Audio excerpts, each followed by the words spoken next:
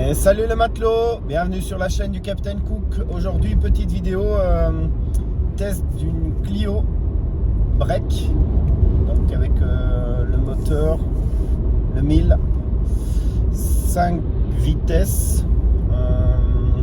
Donc je vous fais un peu le ressenti de la conduite et puis je vous filmerai un peu l'extérieur et l'intérieur du véhicule. Déjà il y a un support, vous ne le voyez pas, vous le verrez après. Un support intégré, comme ça c'est vraiment pas mal ce qu'ils ont fait. Et pour placer le smartphone quoi. Parce qu'en fait je crois qu'ils ont bien compris aussi que la plupart des gens, si c'était pour avoir un écran un peu pourri, surtout l'interface Renault avec leur écran, il n'était pas top. Je l'ai sur un autre véhicule, et en termes de connectique et tout ça, avec le Bluetooth, ça fonctionne pas bien, clairement.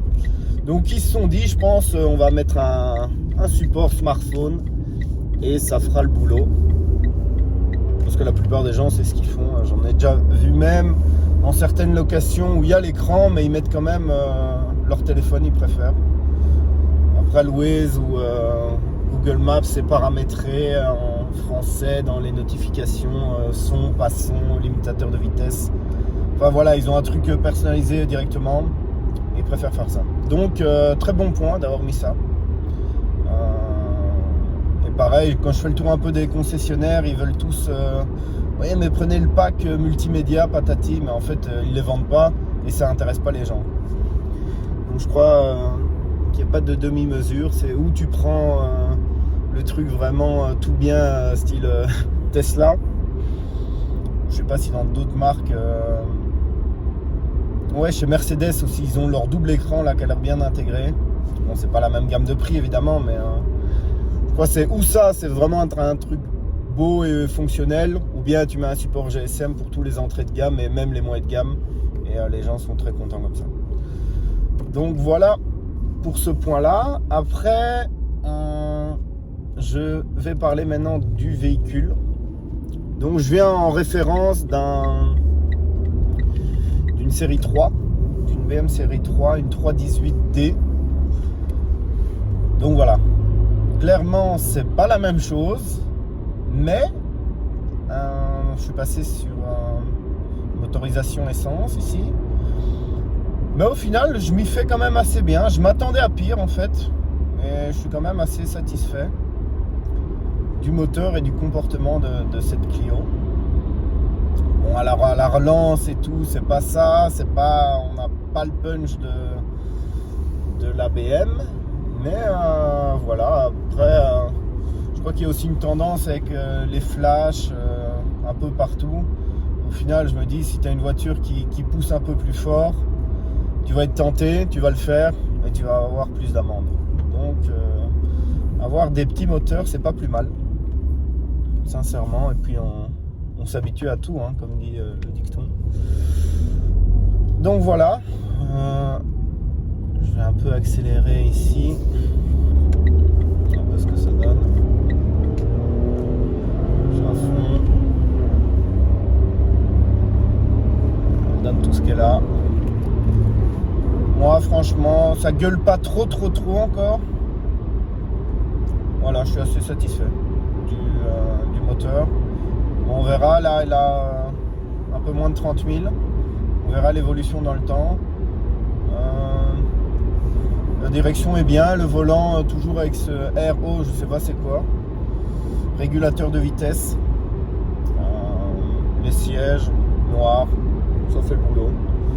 Il ne fallait pas plus. Le coffre, un peu plus petit que celui-là de la BM, mais il y a quand même les barres de toit ici, donc en cas de voyage un peu plus long, on peut quand même mettre un bac de toit et bien le remplir.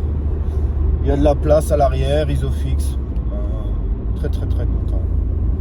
Donc voilà, écoutez, je vais vous faire la suite, donc l'extérieur et l'intérieur, quand je serai arrivé à la maison. Et on se retrouve tout de suite. Donc, nous voici dans le véhicule. Donc le volant, très agréable.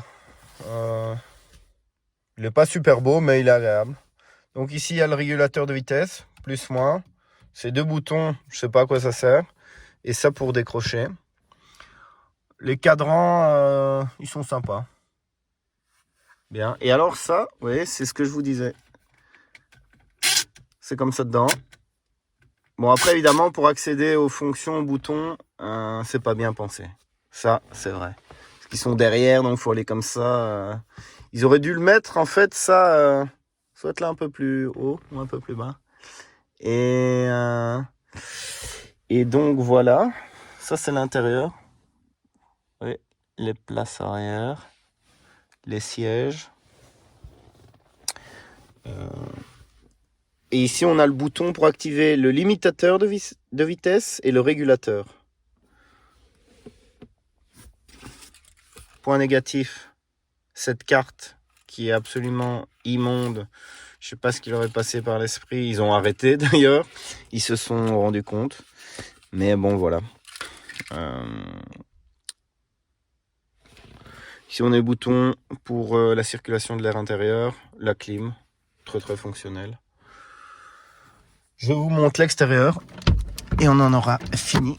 Elle est disponible en location sur Limal, si jamais vous en avez besoin.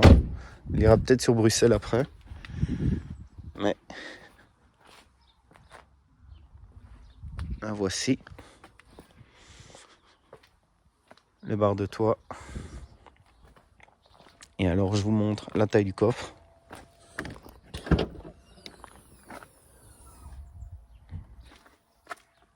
Ce petit truc pour cacher. Pas mal. Et c'est pas un des plus grands breaks, mais il est profond quand même. On sait mettre facilement des valises et tout ça. Il y a du volume. Et alors on sait rabattre bien sûr les sièges pour en mettre un peu plus. Donc voilà. Si elle vous intéresse, elle est à la location sur Limal. Je vais mettre le lien dans la description. Vous pouvez mettre en commentaire ce que vous pensez du moteur, si vous l'avez déjà testé, du véhicule. Donc voilà. Merci à vous. Ciao, ciao, à plus.